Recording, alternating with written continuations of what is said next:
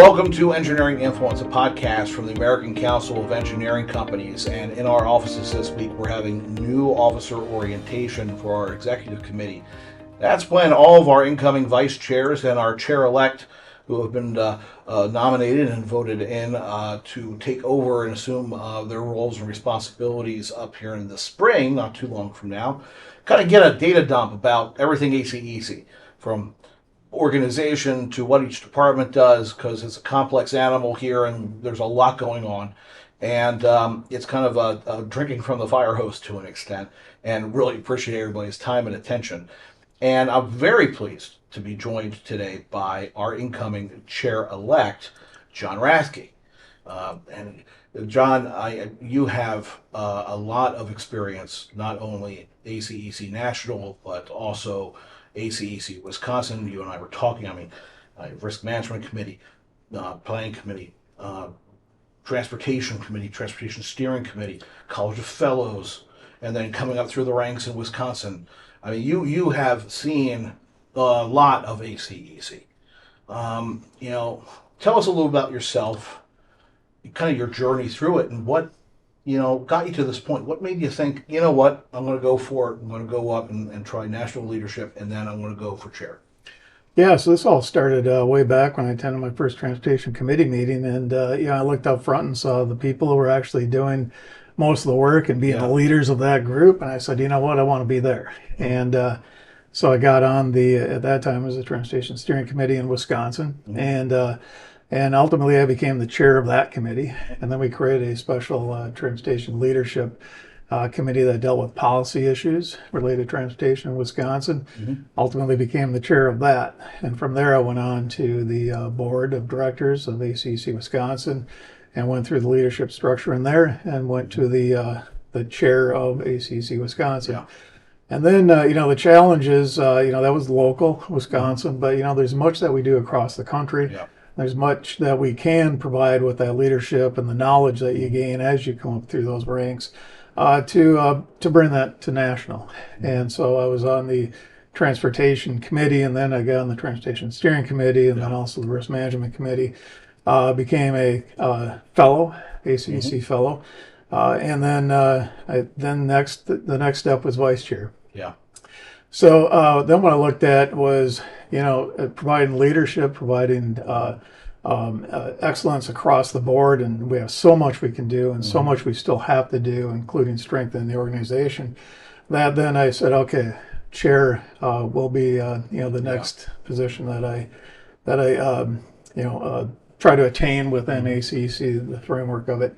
And what I'm looking at doing is continuing to try to strengthen the organization, to build off of what we've done already, and continue that forward, and also look at streamlining everything that we do. We don't want to be spread out so wide that we're an inch deep and a mile wide. We want to really be able to focus on our core functions, the core functions of strengthen the business environment for our firms, advocacy to protect our interests, grow ACEC. The more we have under the tent, the stronger we are, the better we are.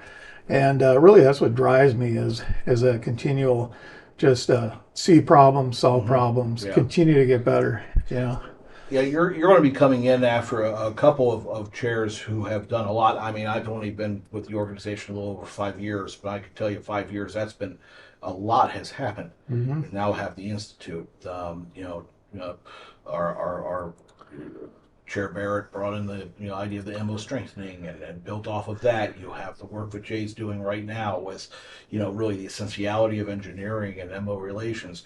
Talked to Gary Raba, our incoming chair after Jay, and his focus on advocacy and just really doubling down on that.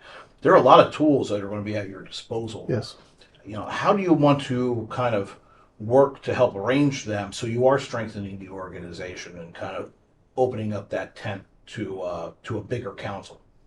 Well, now that we actually have a lot of these initiatives is to continue with those initiatives they're all very good, and I've been part of building through that. Also, the MO strengthening program is vital to making sure all of our MOs across the country are all strong, and then that translates into strong engineering firms. Yeah. And then as you bring in strong, national focus, the whole idea is to strengthen the engineering industry, strengthen us from a business standpoint.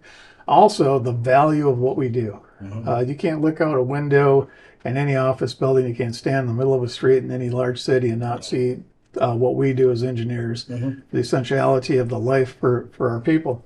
And what I look at is, as ACEC helps bring in programs and education and strengthen those engineering firms across the country, basically that will help improve our engineering firms, which then will help us solve many of the problems that we'll have in the world that we still have now, the global warming, the water issue, the food, the infrastructure.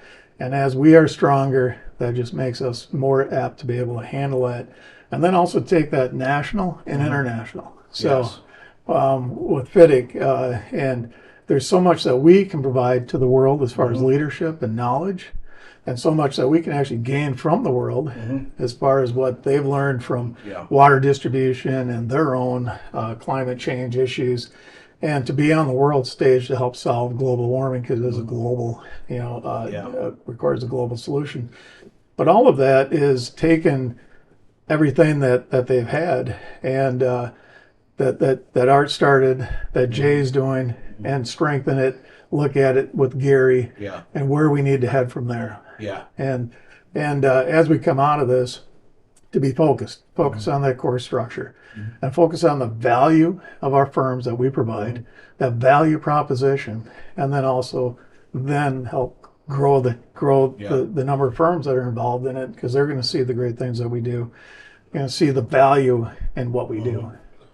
What would you have, with your great experience at ACEC Wisconsin and moving through the ranks and understanding how the MO operates in relation to the Federation and ACEC National, what would be your message out there to, the state members who maybe aren't as engaged as they could be, the ones that are thinking, well, I want to get engaged with my national organization, my state organization, and they think national is detached or something. What would be your message to clear that, that idea that actually, you should get involved because you can have an impact pretty soon, pretty immediate on the organization?